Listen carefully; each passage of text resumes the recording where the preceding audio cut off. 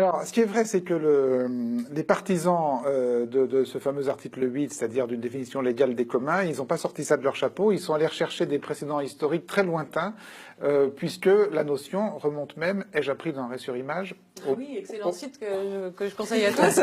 Au Moyen-Âge. Oui, c'est un terme qui remonte au XIIIe siècle avec le mouvement des enclosures en Angleterre. Alors avant cette date, les paysans avaient un droit d'usage des forêts seigneuriales pour la récolte du miel, des champignons, du bois de chauffe, mais c'était sans compter les propriétaires qui considéraient que un espace privé et fermé permettait une meilleure productivité. Alors, poup, on s'est mis à fermer tous ces espaces. Donc, immense bataille en Angleterre pendant plusieurs siècles.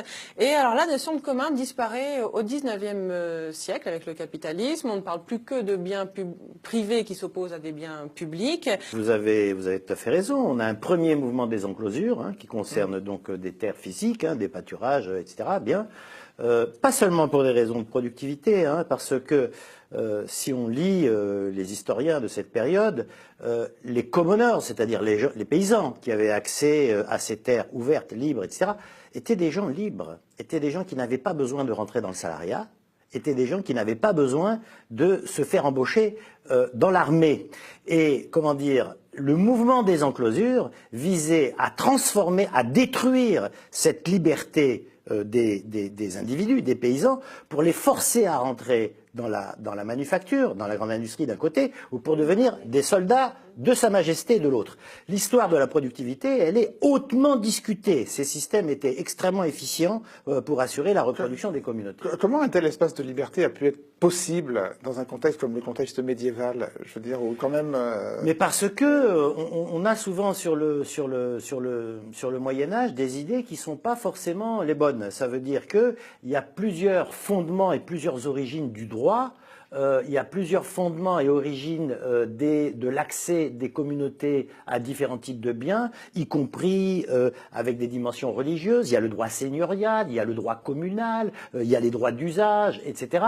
Il y a des décisions des princes, des autorités, il y a des cours, il y a des parlements locaux. Donc en fait, le Moyen-Âge, c'est un enchevêtrement de droits extrêmement complexes. Et les paysans ont profité de cette complexité. Non seulement ont profité, mais l'ont imposé, l'ont défendu pendant extrêmement longtemps. Et le mouvement des enclosures a été extrêmement violent. Oui. Extrêmement violent. Et c'est un mouvement... Mais extrêmement violent, ça veut dire avec des révoltes, avec des jacqueries, avec de la répression. Avec des révoltes, avec des jacqueries, avec des pétitions portées auprès des parlements. Des pétitions, déjà? Oui, bien sûr, déjà. Je ne sais pas s'ils étaient arrivés à 1 million, mais elles étaient très significatives pour l'époque. Il a été violent... il a aussi été violent dans l'autre sens, c'est-à-dire que la violence, elle n'a pas été exercée par les paysans, elle a été exercée d'abord par les riches, par les bourgeois, par les nobles, qui ont exercé une violence sur... Non, mais ça, je comprends très bien. C'est justement ce qui fait que je comprends mal comment ils ont pu quand même conquérir cet espace de liberté, sachant que la force brutale était d'un côté. L'espace de liberté, il préexistait. C'est l'héritage de la décomposition de l'Empire romain, des différents droits, etc.